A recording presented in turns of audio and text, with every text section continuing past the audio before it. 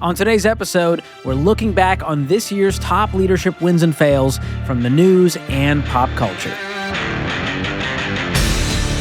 Welcome to the EntreLeadership Podcast from the Ramsey Network, where we help you learn the proven principles for winning as a business leader. I'm your host, George Camel, and each week here on the podcast, I sit down with some of the best leadership minds out there to help you grow yourself, your team, and your profits. We've got a special episode for you today. We're taking the entire episode and highlighting some of the top wins and fails in leadership and business this year, as we could scour the internet for. And so joining me now is Casey Maxwell, Executive Director of Marketing for EntreLeadership. Casey, welcome. Thanks. Glad to be here. Glad they're not talking about my wins and fails. I needed to make it clear. Yes. This is from the news, from the news. internet, not from Casey Maxwell personally. Yeah, we only have 30 minutes. There's only so much time in the day. Well, we thought we'd get your color commentary as we go through some of the top ones that you and I hand-selected, because it points to a deeper principle, a deeper value, either on the good side or the one you want to avoid. You ready to dig in? Let's do it. All right, first up, we have a fail. Thought we'd just start with some bad news here. Yeah. This is an article from Forbes. Better.com CEO who fired employees during a one-way Zoom call says he squandered $200 million. This just started crazy and just kept going downhill as you keep reading this headline. Yeah. So he fires everyone on a Zoom call that's just a one-way street and lets them know that he squandered $200 million and you're now unemployed. Yeah. Let's play the clip and then we can talk about it. All right, let's see it. This isn't news that you're going to want to hear, but ultimately it was my decision, and I wanted you to hear from me. It's been a really, really challenging decision to make. This is the second time in my career I'm doing this, and I do not want to do this. The last time I did it, I cried. This time I hope to be stronger. But we are laying off about 15% of the company. If you're on this call, you are part of the unlucky group being laid off. Okay. Yes. Where do we start, Casey? Well, there's so much wrapped up in this video. The first thing is, let's address layoffs in general. So we as a company, so Ramsey Solutions, are pretty anti-layoff, right? We've never laid off a single team member in the whole history of our company. And we've been around for 25 plus years, and we have over 1,000 team members. And when it comes to layoffs, there's really three things that often drives layoffs. It's short-term thinking, right? I've got to make my bottom line look better before the end of the year. The second is when you look at people as a line item, it's easy just to slash them. And the other is just poor planning. Like a lot of people say, this was unforeseen, right?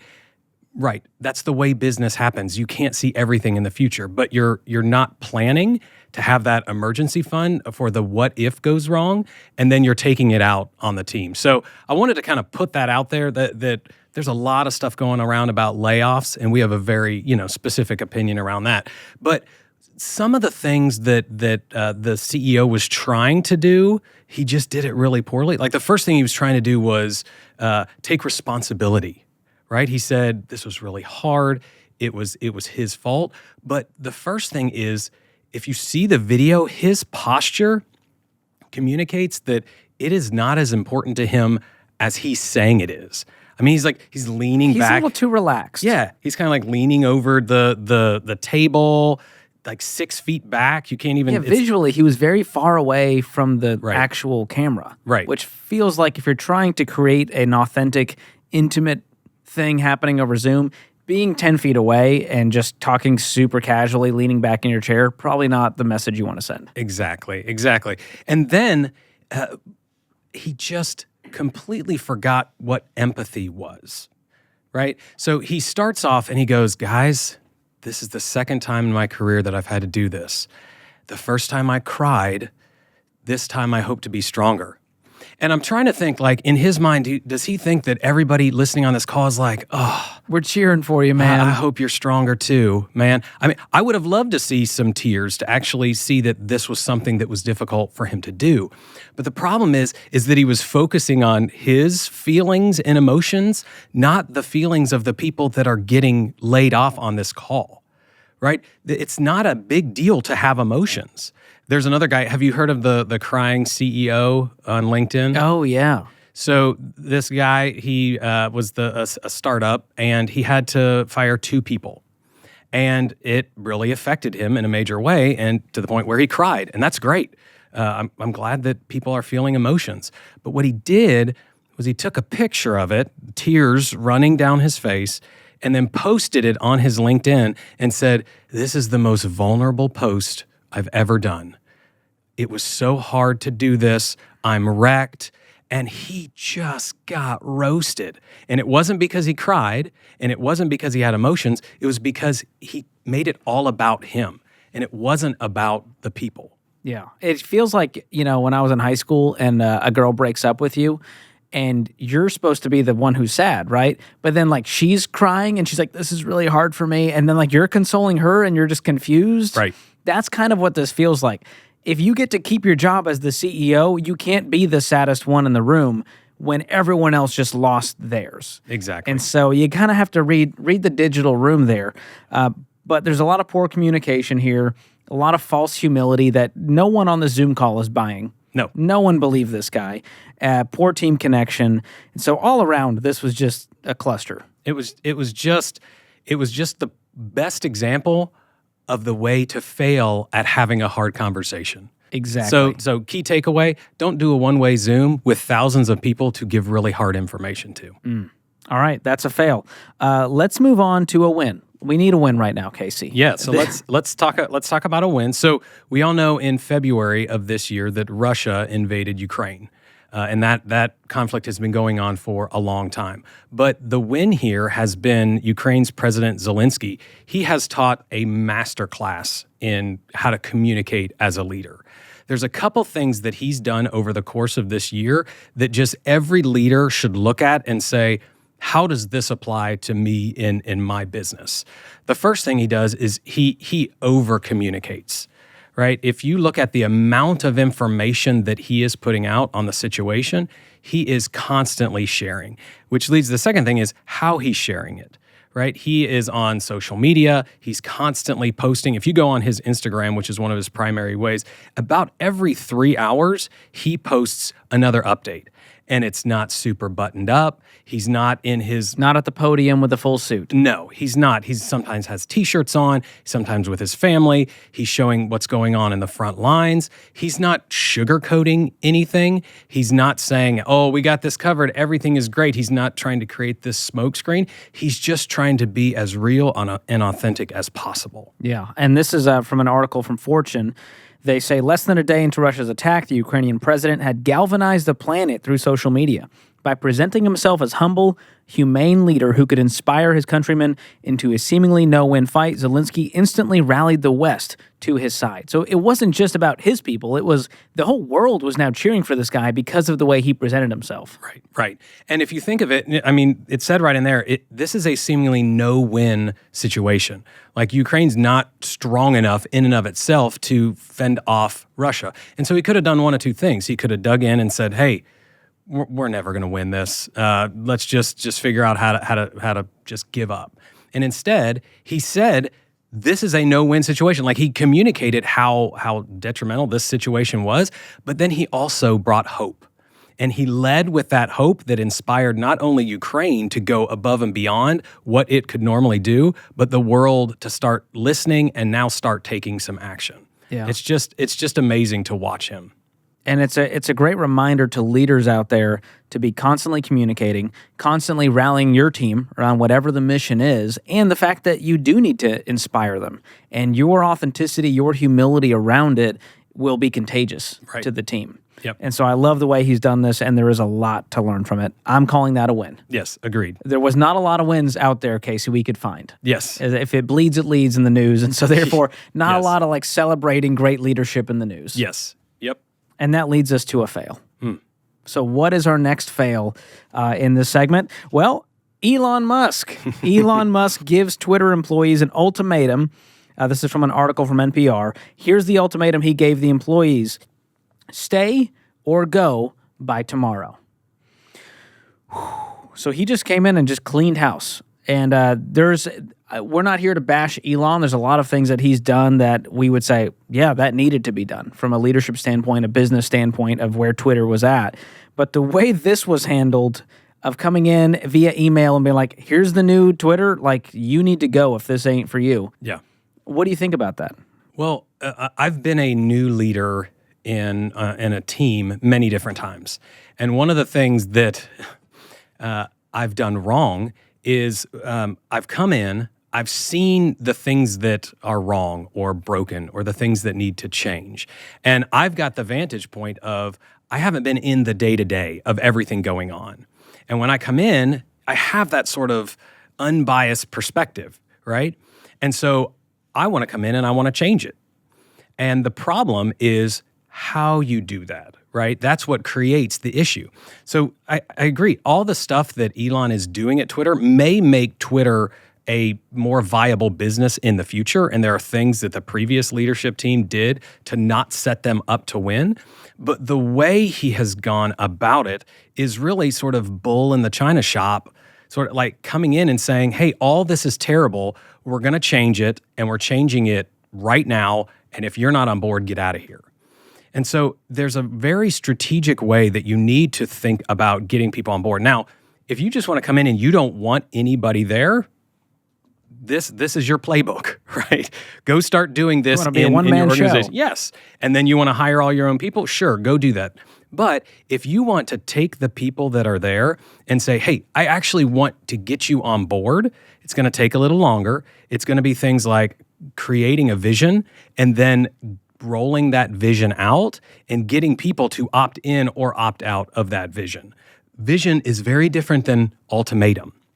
Yeah. Right. And so if you lead with an ultimatum, that kills trust, that gets people to say, I want to leave. And maybe if that's your goal, just to get everybody leave, do what Elon did. Yeah, it feels like it was a first date, and instead he just took a hostage and went, this is how this is going to go. Yes. And so let me read the email. It may help flavor it. And so the email subject line was a fork in the road, and Elon said Twitter would need to be extremely hardcore to succeed. Those who choose to stay should expect long, intense hours of work. Those who leave will receive 3 months severance pay.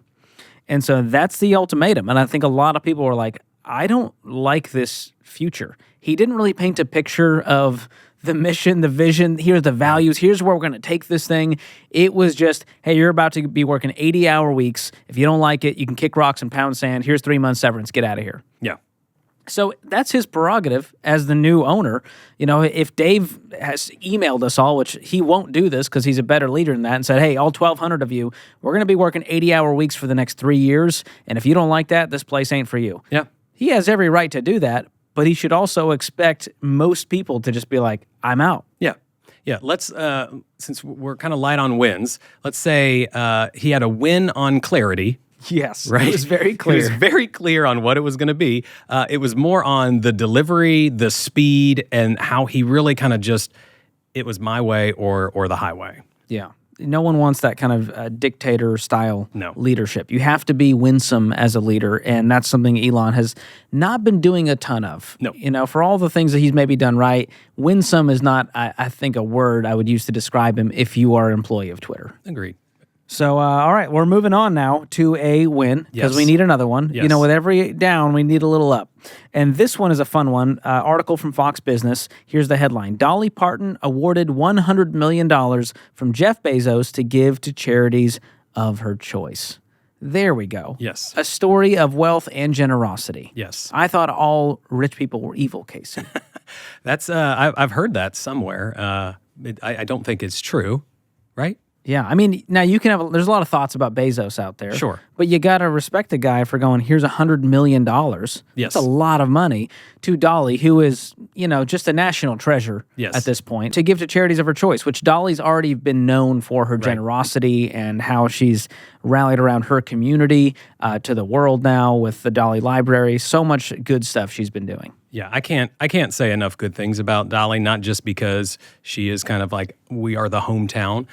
She's our hometown hero. But I remember when I first had my first kid and I started getting books from the Imagination Library, which is what she started, and it sends books to every kid in Tennessee, right? Up until the age, I think it's 5. She's done so many things to kind of prove that she's really good at philanthropy, right? Of really helping other people. And so this is a great win for Dolly of being that type of leader that people would be able to rally behind and know that they're going to do a good job. But I think one of the things that I'd love to call out is this is actually a great leadership win for Bezos. So again, whatever you think about Bezos, like he gives a lot of his money away, right? And he realized that there might be somebody out there that is better at giving away my money than I am. And so he created this award. So this is not the first time this award has actually gone out. Like it's gone out to different recipients. Yes, it's called the Courage and Charities Award. Yes. And she was the 2022 recipient. Yes. And so he acknowledged this person who has really good integrity and knows how to do this would be better at spending $100 million than I am. So he created this thing to delegate the responsibility of giving away to charity to somebody who's more qualified than him. And that's something that we as leaders need to think about. Like, how can we delegate the things that there is somebody that is better than us at? Like maybe we have to bring in somebody, right? We don't delegate necessarily things outside of our company, but who in the company would be able to do this better than I am so that I can focus on other things, right? I just love that. I love that example. And it's I wish more people would think of that to say, man, this person's better than me. I'm going to have them help me. Yeah. Well, and if you're out there listening, you're going, well, how do we know she's going to actually use that for charity? Well, the article goes on to say, while the funds she acquired do not go towards her personal fortune, which Dolly has plenty of, don't worry, they will and can go to any organizations of Parton's choice. And I think we can all speak to this and say it's in good hands with Dolly. But it's also a good reminder as a business owner to be generous. Yes. And it may start with your team. It may bleed into your community. It may bleed into national, mission work. Who knows what it could be? But be thinking about that. And it's some of the best ways to create a culture of generosity on your team. One thing that stands in my mind is when Ramsey Solutions, just a few years back, we paid off $10 million worth of debt of just strangers out there around Christmas time. And we had all of our team members making phone calls to those people to let them know their debt has been paid off. This is outstanding medical debt or a car loan that had been sitting out there, and we just wanted to bless a whole bunch of people. Yep. So we bought a huge book of debt and paid it all off. And it was one of the most fun moments. And yes, there was some PR, publicity things that came out of that because the news organizations wanted to cover it. But more than that, I think it created such a cool moment for our team to all be generous together. Exactly. It was so great. And even, I think it was the year before that, or maybe it was the year after it, we were given a set of some money to go out and bless people individually, right? And so Dave and his foundation gives away a lot of money to charity, but he was able to empower us as the employees to go out and give. And so the more of that spirit that you can put in your organization, the more bought in people are going to be, and the greater impact you're going to have just on your local community. Yeah, and we always say that generous people they're more attractive. We're attracted to generosity, and the same goes for businesses. We're attracted to generous businesses. Think about all the companies out there that have done the one-for-one, Tom's Shoes, Warby Parker. We're attracted. We want to spend our money with the companies that are doing good in the world. And so think about that as a business owner, as a leader. What are some ways I can do that even on a small scale? Great reminders. All right, moving on to a fail, because I can't stay positive too long, Casey. Yeah. Here's a fail. Article from CNBC talking about Mark Zuckerberg. Mark Zuckerberg is continuing to derail Facebook, says Harvard expert. He's really lost his way. And a lot of this stems from his new venture called Meta, which is kind of now encompassing all of the companies. But the whole metaverse thing, and I don't know, Casey. I don't have a lot to say about Zuckerberg that I think we can say on this podcast, but there's a lot of blaming going around with this story. Yeah, they've been down consistently for the past couple quarters. We know all of the stuff that happened with the leaks of information, and what you continually see is that there is a lack of taking responsibility for the problems that are happening. Anytime something goes wrong in your organization, like let's even go back to the Better.com CEO. At least he was saying, this is my fault. I did a bad job managing this, and as a result, these layoffs are happening, right? There's a lot of that's just missing from what we're seeing in the news around Mark Zuckerberg. He should be taking responsibility as the leader of the company. Is it all his fault individually? No. Is it always the leader's fault? At the end of the day, the buck stops with the leader, so it is their fault. But if you're constantly blaming, the reason we're firing everybody is because of unforeseen circumstances, or the reason we're not making enough money is because people aren't smart enough to know how good our product is. Like, if you're constantly putting the blame somewhere else, it just shows that you don't even have their best interest in mind, right? If you went in and looked at what are Meta's core values. And, the core values really spring out of leadership. It's move fast, focus on long term, build awesome things, live in the future, be direct and respect your colleagues, Meta, MetaMates, and me. And all of those are not bad. It's great. And again, Looks core good values. on a poster. Yeah. Core values are something that you should be driving the internal workings of your company. But there is nothing in there about the customer. There's nothing in there about, we need, it says build awesome things. There's not so that people's lives will get better. It's just, hey, we want to build awesome things. And so we have a lot of our core values are around internal ways of doing things, but we have one called marketplace service. And it's, if you help enough people, you won't have to worry about money, because we're there to serve the marketplace. And that's, again, to center us on our goal is helping other people. And if you don't have that, if you're not focused on that, you're going to have the marketplace respond by not giving you those certificates of appreciation with presidents' faces on it. We say that all the time, right? Which is not showing up right now, unfortunately, Right. for Yes. Meta. And Bill George, who's the senior fellow at Harvard Business School, who had all these comments to say, he said, in short, bosses that lose sight of their most deeply held beliefs, values, and purpose as a leader, especially in the name of money, fame, or power, are doomed to fail. And after decades of researching high-profile corporate collapses, he says he sees striking similarities to Zuckerberg and Meta today. Yikes. Yes. That's all we got to say about that, Casey. All right, our last one. Let's end on a high note with a win. Article from Fox News, headline, Wigs for Kids, shop owner helps children overcome hair loss issues. So let's dig into this and see what this story is all about. Louisiana business owner is giving free wigs to children who are dealing with health-related hair loss, and Tiffany Calix is her name. She joined America's Newsroom to discuss how she's helping children who are suffering with this. And it's just, again, a really cool story of generosity. Yeah, this is probably one that most people haven't heard about.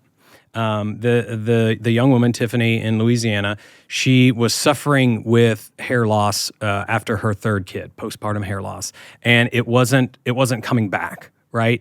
And so she started wearing wigs, and it was a passion she just was trying to figure out. She wanted it to look real, and as she started going, she kind of thought like, well, can I do this to help other people, right?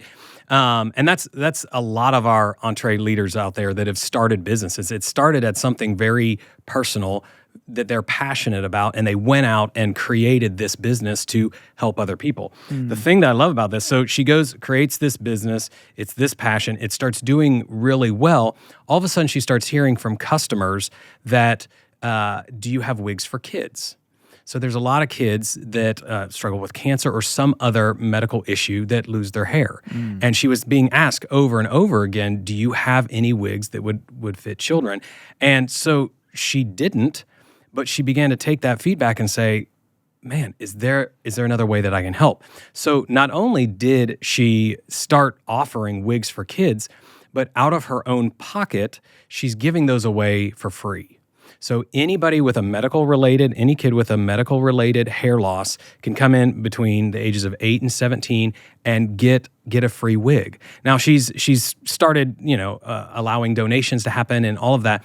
But I love how this passion grew into a business that then began to give back to others that are struggling with a similar thing that she had. It's such a great story. It's one that we wanted to make sure to put on here because it probably didn't make the huge news cycles, but it's something that every entrepreneur should be thinking about. Yeah. And again, it goes back to our stories of generosity. What is that thing in your business? I know there was I think it was a plumber in the UK who started saying, hey, if you are an elderly person, I'm not going to charge you to come fix your plumbing. And that caused his business to skyrocket because people were like, I want to support a guy like that with integrity, with character, who's generous.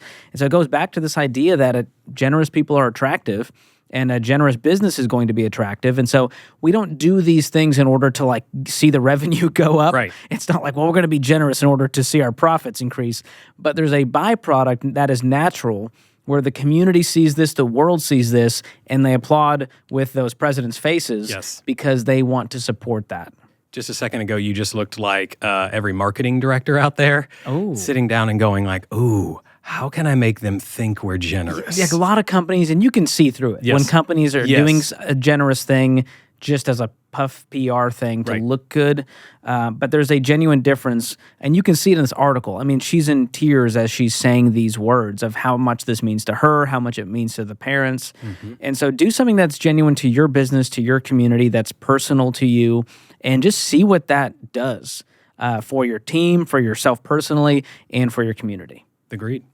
I love it. So, Casey, there was a lot of wins and fails today, and it all points to the fact that there is a leadership crisis, but there's also a lot of good in the world. And it's easy to just look at all of the bad stuff as we see on the news and just think the world is crumbling. There are no good leaders in the world. But I know because the good ones, they're the Entre leaders. So the ones listening to this, they show up at the Entre events, and I love meeting them because it gives me hope that there is good leadership happening all around the country, right under our noses, and it inspires me to know that they're out there doing the hard work every day in their community. Agreed. And we want to make sure to call out, as a leader, you are going to fail, right? The more that you are putting out in front, the more that you are getting out in front of your team, the more mistakes that you're going to happen. But that doesn't mean that you shouldn't do it, right? So leaders are going to have wins and they're going to have fails, but that's just part of leadership. And we need more and more people to step up into that role.